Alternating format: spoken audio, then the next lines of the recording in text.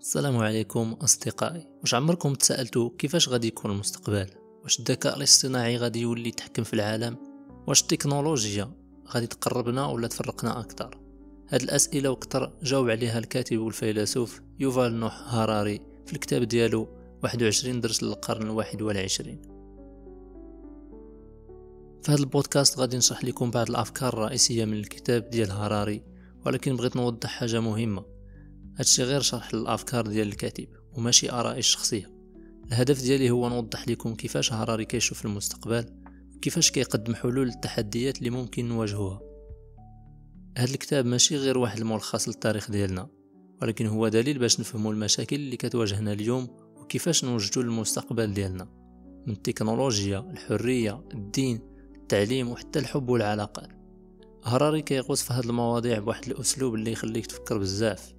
فنبداو الرحلة ديالنا. الدرس الأول: المعلومات وفقدان الأمل. هاراري كيبدا الكتاب بالهضرة على كيفاش الناس اليوم فاقدين الأمل بزاف، والسبب هو كمية المعلومات اللي كتوصلنا كل نهار. المخ ديال الإنسان كيحب القصص، ولكن مع الأرقام والمعادلات كنحسو بالدوخة، وهنا كيبان الخطر. الأفكار المتطرفة بحال الفاشية والشيوعية كتنجح حيت كتقدم قصص بسيطة ومؤثرة بزاف. الحل هو نستعملوا القصص، ولكن باش نوصلوا رسالة إيجابية وتخلي الناس يفهموا المعنى الحقيقي. الدرس الثاني: الخدمة. واش الروبوتات غادي ياخدوا بلاصتنا؟ المستقبل غادي يشوف سيطرة أكبر للذكاء الاصطناعي في الخدمة. هاراري كيشرح كيفاش التكنولوجيا غادي تخدم حوايج بحال السياقة الذاتية وتنقص المشاكل بحال الحوادث اللي متعلقة بالسكر والسرعة. وفي نفس الوقت ما خصناش نخافوا من الروبوتات. هاراري كيقول الذكاء الاصطناعي غادي يخدم معنا ماشي ضدنا، غادي يخلصنا من الأعمال المملة باش نركزوا على الإبداع والأعمال الإنسانية. مثلا شفتوا الشطرنج؟ ملي الإنسان كيلعب بجانب الكمبيوتر النتيجة كتكون حركات إبداعية عمرنا ما شفناها. الدرس 3: الحرية والديمقراطية. واش الديمقراطية ما بقاش صالحة؟ هاراري عنده فكرة غريبة وفي نفس الوقت زوينة. كيقول أن الانتخابات ماشي ديما مبنية على العقل ولكن على المشاعر، ومع وجود التكنولوجيا والبيانات الداتا القرارات السياسية في المستقبل ممكن تولي في يد الذكاء الاصطناعي. مثلا في الشرق الأوسط إسرائيل كتستعمل الذكاء الاصطناعي باش تحلل كل شيء: المكالمات، السوشيال ميديا وحتى الحركات ديال الناس. هاد البيانات كتساعدهم يتوقعوا الأخطار، ولكن واش غادي نبقاو معولين على الآلات حتى في الأمور اللي كتخص مصيرنا؟ الدرس الرابع: المساواة والداتا. البيانات هي الذهب الجديد. البيانات اليوم هي أغلى حاجة عندنا، ولكن شكون اللي خاص يملكها؟ واش الشركات الكبرى بحال جوجل ولا خاص تكون حق للجميع؟ هاراري كيشوف أن العالم غادي يحتاج قوانين جديدة باش يحمي الناس من استغلال البيانات ديالهم، وإلا غادي نلقاو ريوسنا عبيد عن التكنولوجيا.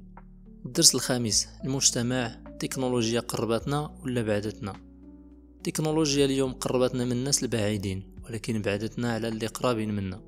هاراري كيعطي مثال وكيقول بفضل الانترنت نقدر نهضر مع ولد عمي اللي ساكن في سويسرا، ولكن في الفطور مع خويا كل واحد فينا شاد تليفونه. والحل هنا خاصنا نلقاو توازن بين استخدام التكنولوجيا والحفاظ على العلاقات ديالنا مع العائلة والأصدقاء. الدرس السادس: الحضارة. واش العالم غادي يولي حضارة وحدة؟ هاراري كيرجع بينا للتاريخ القديم. البشر كانوا مقسمين لمجموعات صغيرة، كل مجموعة كتعيش منعزلة، ولكن مع الوقت الحضارات الصغيرة بدات كتندمج، واليوم العالم كله بحال قرية صغيرة. في المستقبل هاراري كيتوقع أن البشرية غادي توصل للمرحلة ديال حضارة عالمية وحدة، حيث كلشي مرتبط بالتكنولوجيا والسفر والاقتصاد. ولكن هذا الشيء ماشي فابور، ضروري ندفعوا الثمن، حيث المنافسة غادي تولي قوية وغادي نبداو نهتموا بالمنافسين أكثر من الشركاء. الدرس السابع: الوطنية. الفرق بين حب الوطن والقومية. حب الوطن هو أنك تكون فخور بالبلاد ديالك وتقدر الخصوصيات ديالها، ولكن القومية هنا المشكلة، حيث كتخلي الناس يظنوا أن بلادهم أحسن من أي بلاد أخرى، وهذا التفكير كيدير مشاكل كبيرة. مثلا كيفاش غادي نواجهوا مشاكل عالمية بحال التغير المناخي؟ الوطنية المتطرفة كتعطل التعاون الدولي اللي خاصو يكون الحل.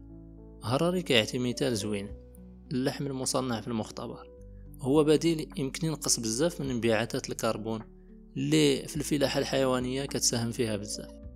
إذا بغينا نقضيو على هاد المشاكل خاصنا نفكروا عالميا ماشي فقط وطنيا.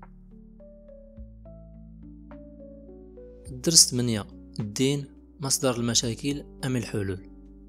الدين اليوم كيعاني من 3 مشاكل: مشاكل تقنية، مشاكل سياسية، ومشاكل ديال الهوية. هراري كيقول أن بزاف من الحروب اللي ظاهرها ديني أصلها الحقيقي هو صراع الهوية.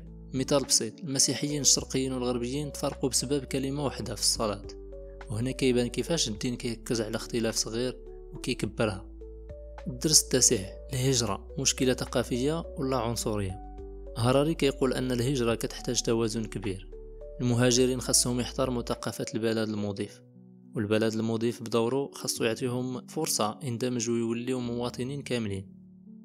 واحد الملاحظة مثيرة: هراري كيقول أن بزاف من الناس اللي ضد الهجرة ماشي عنصريين، ولكن هما ثقافيين، بمعنى ما باغينش ثقافتهم تتبدل بسرعة، وهذا الشيء خاصنا نتفهموه إلا بغينا نحلو المشاكل ديال الهجرة بالذكاء. الدرس 10: الإرهاب الخوف أكبر من الحقيقة. الإرهاب كيقتل أعداد صغيرة بزاف كل عام مقارنة بسبب أخرى بحال التلوث البيئي، ولكن الخوف من الإرهاب كبير بزاف حيث الإعلام والسياسة كيكبروه. باش نحاربوا الإرهاب بالذكاء، هراري كيعطي 3 ديال النصائح. الحكومات خاصها تخدم السكات على محاربة الشبكات الإرهابية، الإعلام خاصو يوقف تضخيم الأحداث، والناس خاصهم يفهموا أن الهجمات الإرهابية قليلة وما تستاهلش هذا الخوف الكبير.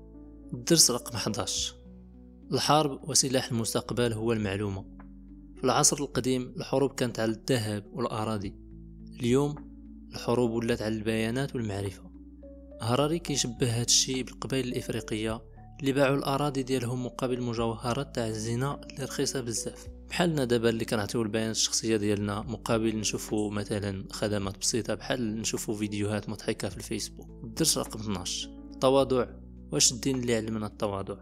هراري كيقول أن التواضع موجود في الفطرة ديالنا، حتى القردة كانوا كيساعدوا الأضعف في المجموعة ديالهم قبل ما يجي الدين، بمعنى البشر كيحتاجوا لبعضهم، وهذه حاجة ماشي جديدة. الدرس رقم 13: الله والأخلاق بلا دين. هراري كيشوف أن الأخلاق كتعني تقليل المعاناة ماشي طاعة أوامر إلهية. مثال بسيط: كل واحد باغي يعيش في مجتمع آمن بلا جرائم ولا خوف، وهذه حاجة كتدفعنا نتصرفوا بطرق أخلاقية بلا ما نحتاجوا الإيمان بأسطورة. بين قوسين والتذكير، هادو أفكار ديال هراري اللي الخلفية ديالو الدينية يهودية. الدرس 14: العلمانية والمستقبل ديال المجتمع بلا دين. هراري كيشوف أن البديل للمجتمع اللي مبني على الدين هو العلمانية، ولكن بشرط: العلمانية خاصها تعتمد على قيم بحال الحقيقة، الرحمة، الحرية والمساواة والشجاعة. أهم حاجة في هذه القيم هي الحقيقة، حيث المجتمعات اللي كتقدر الحقيقة والعلم كتحقق تطور كبير. الفكرة هي أننا نأمن بالعلم وبالمجهود الإنساني عوض نبقاو نتسناو معجزات. درس 15: الجهل والمعرفة الجماعية هي الحل.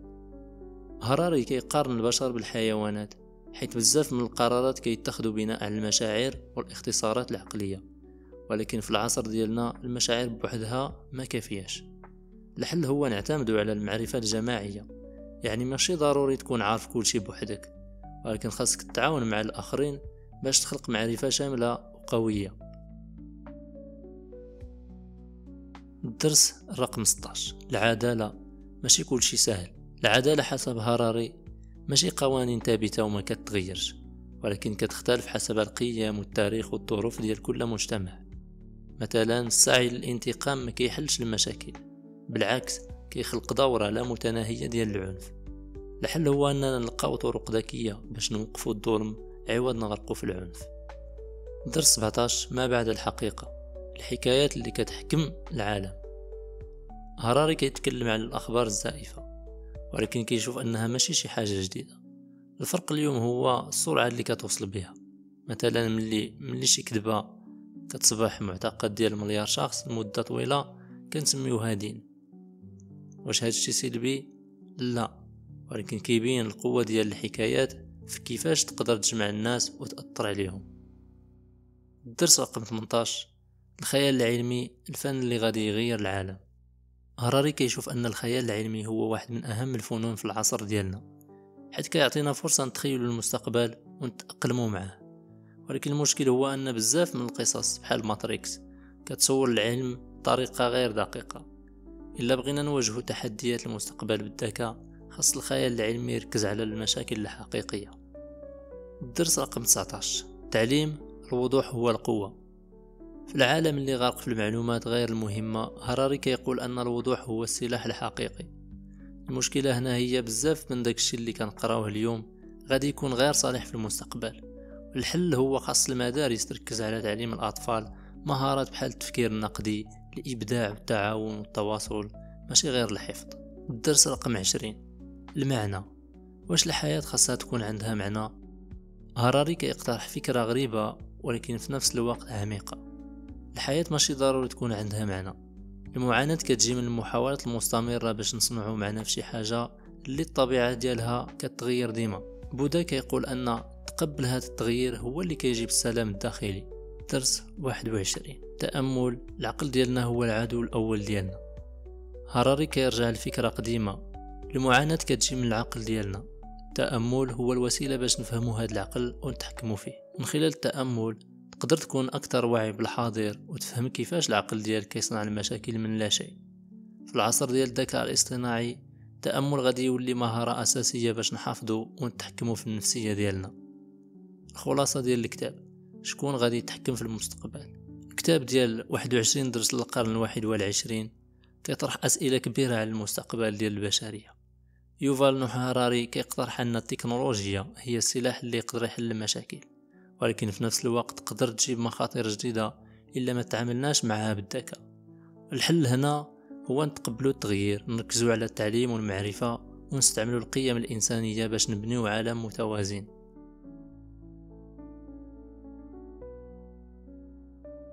وهكذا غنكون وصلنا لنهاية الرحلة ديالنا مع كتاب 21 درس للقرن 21 ديال يوفال نوح هراري. كتاب كيعطي نظرة عميقة ومثيرة على المستقبل، التحديات اللي كتواجهنا والفرص اللي كيمكننا نستغلوها باش نعيشوا في واحد العالم اللي زوين. إلا كنتوا استفدتوا واستمتعتوا معنا في هذه الحلقة، ما تنساوش تخليوا لنا الإعجاب وتشتركوا في القناة باش توصلكم كاع الفيديوهات الجديدة، وديروا تعليق وقولوا لنا شنو هو الدرس اللي أثر فيكم بزاف، واش متفقين ولا لا مع الأفكار ديال هذا الكاتب، وشنو الموضوع اللي بغيتونا نهضروا عليه في المستقبل. ولا كتعرفوا شي واحد مهتم بهذه المواضيع شاركوا معاه الفيديو باش يستفاد حتى هو. شكرا بزاف على الوقت ديالكم، ونشوفكم في الحلقة الجاية مع كتب جديدة. بارك الله عليكم والسلام عليكم.